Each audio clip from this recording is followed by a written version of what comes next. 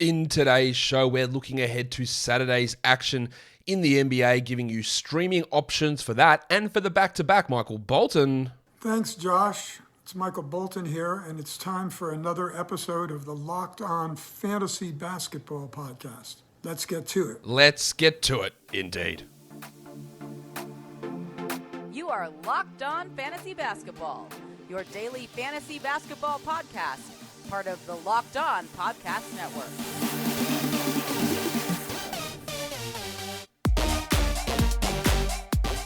Hello and welcome to the Locked On Fantasy Basketball Podcast, brought to you by Basketball Monster. My name is Josh Lloyd, and I am the lead fantasy analyst at basketballmonster.com, and you can find me on Twitter, as always, at redrock_Beeble, and on Instagram, at Locked On Fantasy Basketball. Thank you for making Locked On Fantasy Basketball your first listen every day. We are free and available on all platforms. We're here to take a look at the games for Saturday, the 29th of October in the NBA. What we're watching for, what developments we're looking to see take place, which players' performances we're looking to dig in on, and some streaming options to add off the waiver wire. So, Warnie. Let's get it on, Gilly. Heat and Kings is the first game up. Miami is 3.5-point favorites. Weirdly, no total available for that one at the moment. We're going to watch Caleb Martin, who had the Wednesday, Thursday back-to-back. Big game Wednesday, poor game Thursday. Look, his role is locked in. He gets basically 29 minutes every single night. The production's going to be up and down. He's never going to be a high usage player. He can occasionally get some boards. He might get some steals. He's solid enough to be a 12-team league player. And you probably should have him on your roster, but his upside is really, really quite limited. And he's probably going to sit there as your 12th best player, maybe 13th best player. But let's see if he can change our minds on that. Then there's Tyler Hero.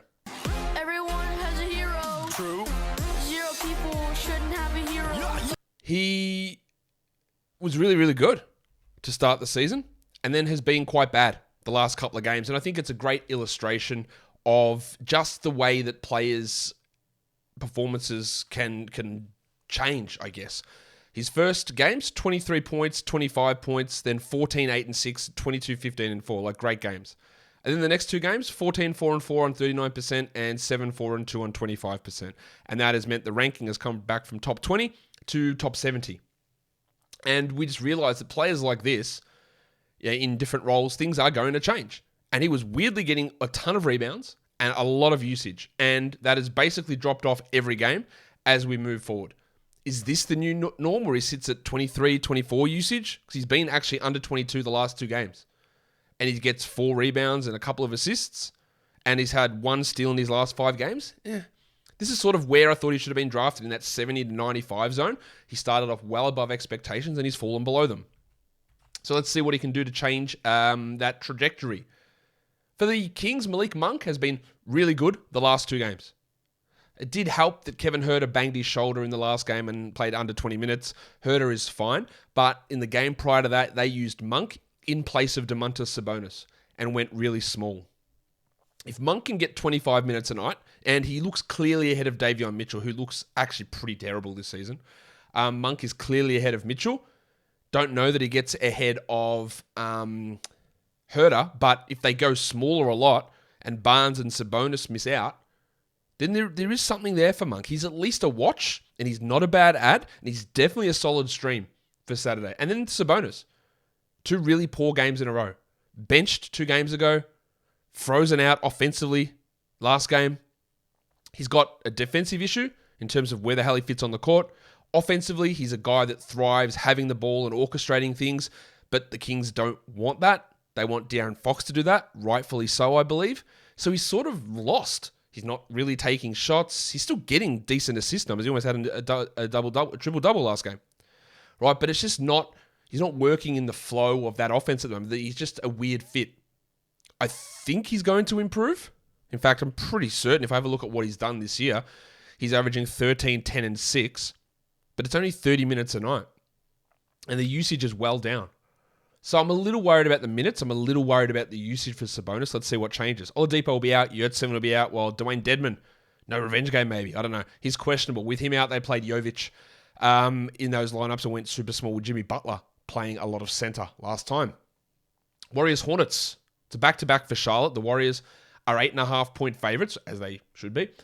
And the total is 235. I want to see what is going on with Jordan Poole because he's not even sniffing 30 minutes. I think the highest he's played is 27. He played 21 last game. His assist numbers are really good, but the usage is just not there. The efficiency is struggling. And he needs big minutes and good usage to be the guy that he was last season. And a lot of our fears on Poole have come true to an extent which I didn't think they would.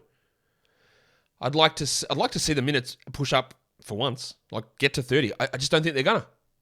And more importantly, I'd like to see him hit some shots. I also want to watch Blunty, Jim Wiseman. As you're well aware, and it's important to note, and I say this repeatedly because it's important for you guys, the listeners and the viewers, to understand my inherent biases. We all have them. I don't think Wiseman's very good. I don't think he's going to develop into an all-star level center. I think he might become a back-end starting caliber center, but I do not think he is good now. So whatever I say about Wiseman, I come in with that idea going, I never really saw it with this guy, and I still haven't seen it. But people are holding on to him like he is the second coming. Wiseman's rostered in, according to our advanced metric, 98% of advanced leagues. They're the leagues that are competitive cash leagues. 98%. What are you guys doing? He's 197th ranked player, and yes, he is worth having because they've got the Saturday-Sunday back-to-back. But what has he done that's made you go, yeah, this is the guy I want? I personally don't understand it. So I'll watch again. I'll watch to see the minutes. I'll watch to see how it looks, to see if something can change my mind. But I really don't think it will. For the Hornets, we'll get a little bit more of a data point here on Friday for the Hornets, but Jalen McDaniels has been someone who's been one of the more added players in fantasy. And as you know what I'm going to say, it's people chasing. He's hitting 75% of his threes this season, and he's still only averaging 11 points. So he's averaging 2.3 threes per game, so we're talking 7 of those 11 points per game are coming because he's hitting 75% from deep, and he's not going to stick. 11, 5, and 2 with a block. It's just not, the bubble is going to burst. He's going to burst big, and I really like Jalen McDaniels, but I don't think he's a must. I know he's not a top 65 player, which is where he currently is. So I'm more interested in what role he gets. Like, does 23 minutes stick? I don't know. And then Kelly Oubre, who has been up and down for sure. His efficiency from the field and from the line struggles. He's had 2 assists over 4 games. But somehow he's had 8 steals over 4 games. So I think those 2 things are going to level off in the middle. And he's a 12-team league guy. I don't know that it necessarily lasts long term. DiVincenzo will be out for the Warriors. LaMelo Ball will be out. And I'd expect that Cody Martin and Rozier are out as well. They will miss Friday's game, Cody Martin and Terry Rozier. We don't know about on Saturday. And of course, Dennis Smith is the guy. I haven't put him here because I've talked about him a lot. Dennis Smith is an absolute guaranteed must-roster player while Rozier and Ball are out. After that, I highly doubt it, but he is now. And you just got to keep rolling with that until those blokes end up returning. PrizePicks is daily fantasy, and it's easy. It's so straightforward. It's not about going in there and trying to get in there and build a format with a salary cap and a roster to go up against thousands of different people. It's just you against player projections. So whether you want James Wiseman over under 5.5 rebounds, what do you think? More or less, go and pick it, choose it. Jordan Poole over under 13.5 points. I'm making these lines up, but they could be there. This is just me setting lines on the fly. Over under. What do you even do? Up to 5 of those individual player projections, you put them into a lineup. It's quick. You do it under 60 seconds. And if and when you win, the withdrawals are safe and fast as well. This is available in over 30 US states and in Canada as well. But you know it's not just the NBA. Because once the professional disc golf season kicks off, I've been told it's January. We're going to get the new season. The new pro league of disc golf is going to start in January. You can do disc golf lineups, and I can't wait. But you can also do the NFL. Who's heard of that? Disc golf's where it's at. And NBA, I said that already. Major League Baseball, NHL, women's college basketball, men's college basketball, college football, golf, esports, MMA, boxing, a million other things. Cricket, European basketball. Mate, they might even have women's volleyball in there. Who knows? There are so many different options that they can have. So download the PrizePicks app or go to prizepicks.com to sign up and play daily fantasy sports. First-time users can receive a 100% instant deposit match up to $100 with promo code LOCKEDON. If you deposit $100, PrizePicks will give you $100. If you deposit $50, PrizePicks will give you $50. Don't forget to enter the promo code LOCKEDON at sign-up for an instant deposit match of up to $100 dues. That's it. That is the read. I thought there was more. I don't know what happened there. Anyway, Pacers Nets. Nets are 10.5-point favorites. The total is 234. It is a back-to-back for the old Indiana Pacers. I wonder if there's any Miles Turner ankle flare-up, soreness, back-to-back nonsense. I don't know. We will watch it.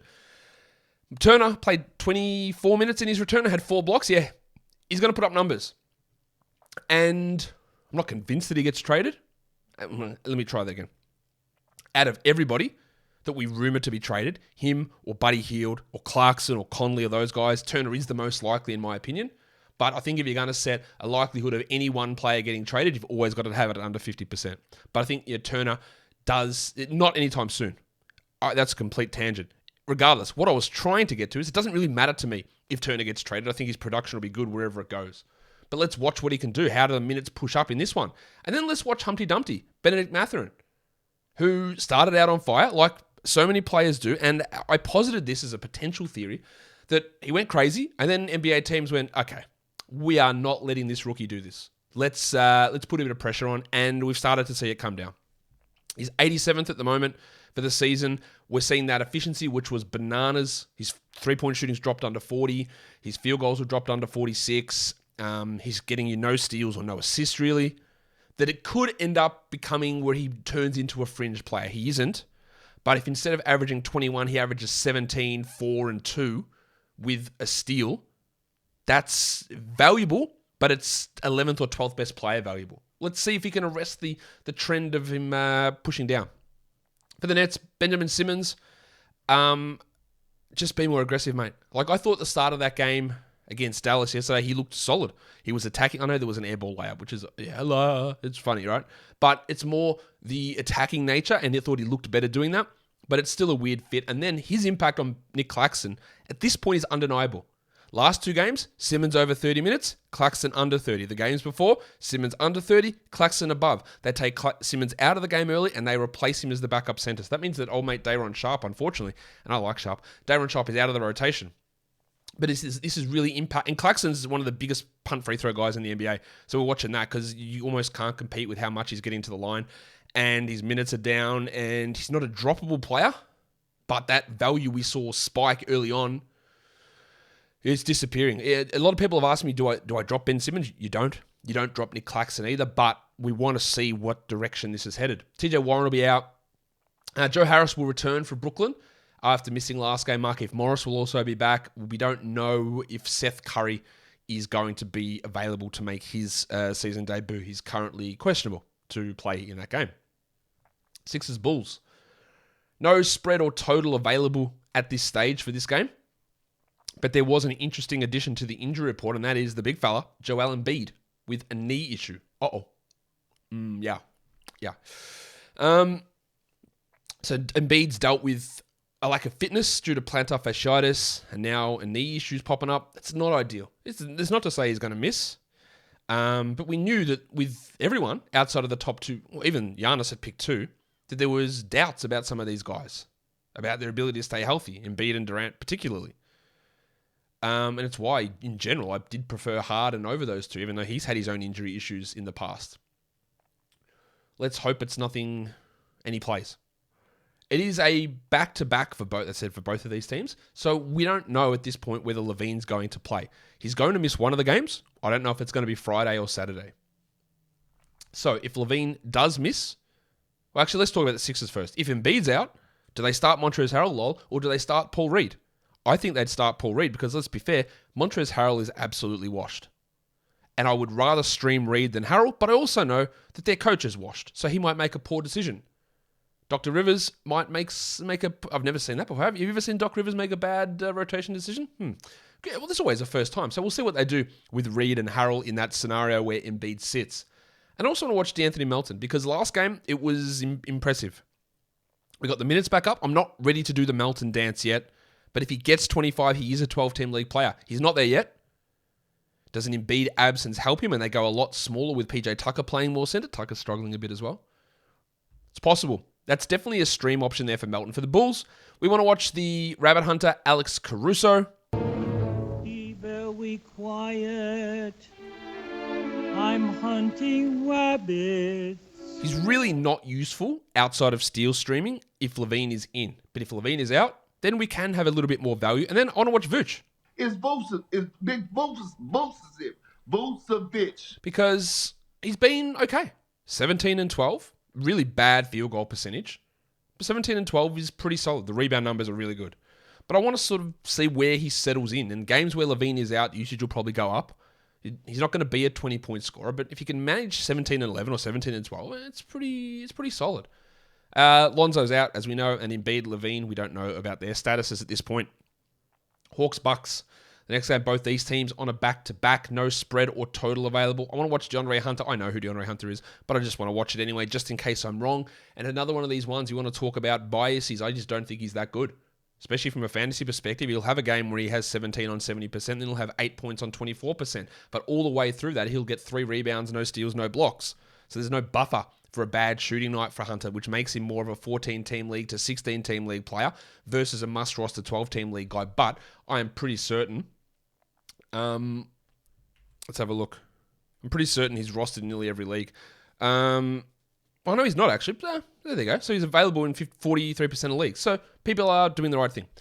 I want to see also Trae Young, who started off really inefficiently this season, but has started to pick it up. He's still only ranked 26th this season, mainly because he's shooting under 35% from the field. So there is still a buy low opportunity, but he's averaging 28, 4, and 10. He's also only had 2 steals in 4 games. He's not a high steals guy, but that could easily double. Like, there is significant room here for Trae to improve. For the Bucks, I want to watch Brook Lopez because I am pretty confident he's not going to continue to average 4.3 blocks per game. He also has scope to improve, like Trae Young, in his shooting, because he's shooting 36% from the field. So let's see how those two things balance and where that ends up with him ranking.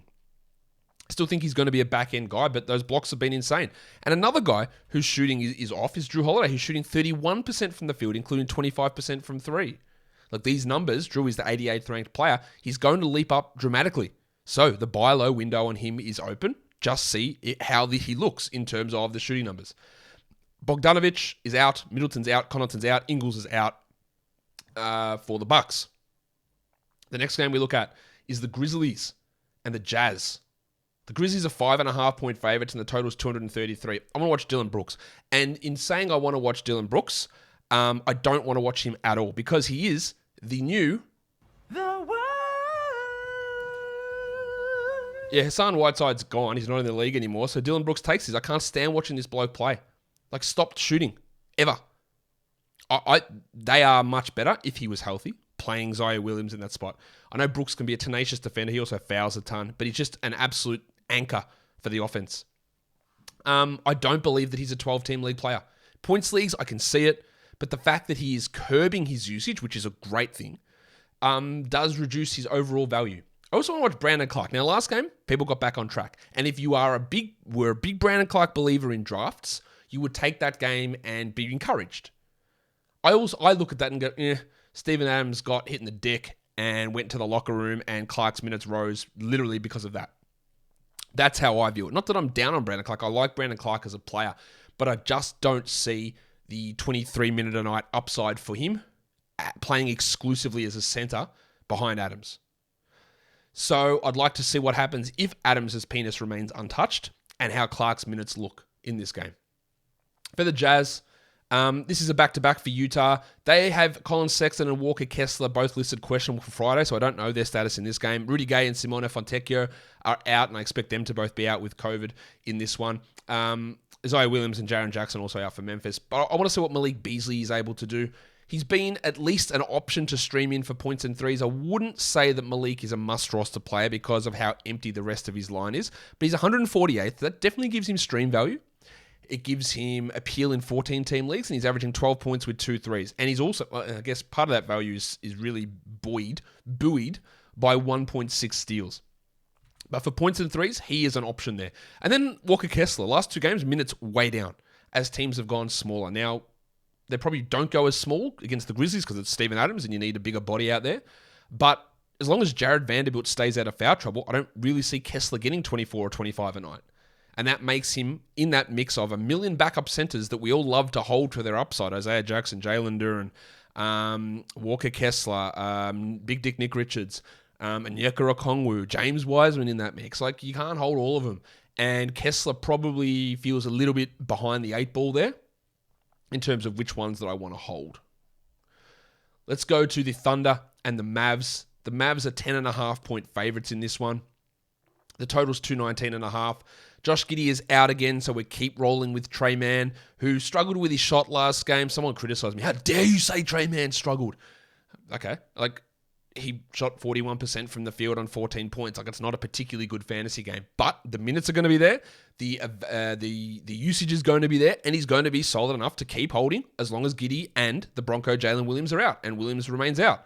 And Giddey is out as well, as I said. Bertans and Ntilikina are out on the Dallas side. Also want to watch Aaron Wiggins. He's strung together 2 games in a row. I don't think he's a 12-team ad, but there's only 7 games on Saturday. So if you are looking for someone who can get a block, who can get 4 or 5 boards, like almost, not quite, but almost like Caleb Martin level of production, that's where Wiggins is at the moment. And that might be useful enough for you. For the Mavs, don't be surprised if at some point in the future Tim Hardaway overtakes Spencer Dinwiddie as the starter. I don't think it'll be this game, but we saw Hardaway outperform Dinwiddie last game. Hardaway then moves into that. We talk about the plethora of backup centers who you debate whether you hold or keep. The plethora of shooting guards that you debate. Terrence Ross, Malik Beasley. Tim Hardaway is going to move into that mix. Max Strus. There's so many of these guys that give you points and threes. And Hardaway might become the next one of those that moves into that group. 14-team league, I think he's got some value. Let's see how that role looks. Or Dinwiddie, I think he is still a hold. But he's a notoriously poor category league performer, much better points league guy. Because of his inability to get steals, blocks, or rebounds, his low volume threes and poor free throws. It's a bad combination for category leagues. But points, he does jump up. But if he moves into a 25-minute role, 26-minute role, and Hardaway elevates, then he's going to be a lot harder to hold on to. And that's all of the games. So let's look at some back-to-back streams on the weekend. There's only the 2 teams, and we've been preaching this all week. The Mavs and the Warriors have that 4-quality game week, and they've got the back-to-back on Saturday, Sunday. So we're looking at Maxi Kleber, Reggie Bullock, Tim Hardaway, JaVale McGee, Kevon Looney, Moses Moody. Not Jonathan Kuminga, because he's currently out of the rotation. Although, because it is a back-to-back for the Warriors, one of these games, I would expect Clay is going to sit. I don't know about Steph, but he might. And I don't know about Draymond, but he might. But that means we might get an elevation from Poole, an elevation from Moody, a bigger opportunity for Kuminga, a bigger opportunity for Andrew Wiggins. I don't think Looney sits, but he might. But there's going to be opportunities open up for the Warriors because somebody is going to sit one of these games. At least one player, and that's going to be Clay. But maybe multiple, opening up value for other players. If we're looking just for streaming for Saturday for category leagues, we've got Caleb Martin. These guys are all available in over 50% of leagues using our advanced roster percentage metric. Caleb Martin, Maxi Kleber, Reggie Bullock, Grayson Allen. He's not that good, but there's opportunity there. Malik Monk, Tyus Jones, Javonte Green, and Kevon Looney. And for deeper leagues, these guys are all available in 90% plus. Grayson Allen, Javonte Green, PJ Tucker, Timmy Hardaway. Timmy Hardaway is available in a lot of spots. George Hill, Chris Duarte has been dropped everywhere. Joe Harris and Terrence Davis. And lastly, streaming for points leagues for Saturday, we go Dorian. These guys are all 50% or over on Yahoo's roster percentage number. Dorian Finney-Smith, Mason Plumlee, Caleb Martin, the Basmati Man, Royce O'Neal, Grayson Allen, Tyus Jones, Maxi Kleber, and Tim Hardaway Jr. And that, guys, will do it for me today. Don't forget to follow this podcast on Apple Podcasts, Google Podcasts, Stitcher, Spotify, and Odyssey. And if you're on YouTube, straight in the middle, thumbs, bang, bang, bang. I want those thumbs. I want your thumbs. Stuck right up. I want your comments, I want your subscriptions, and I want you to just ring that little bell. And that means you'll never miss an episode. So guys, do all that and follow me. I was going to say something really rude, but I'm not going to. Anyway, we're good. We're done. Thank you so much for listening, everyone. See ya.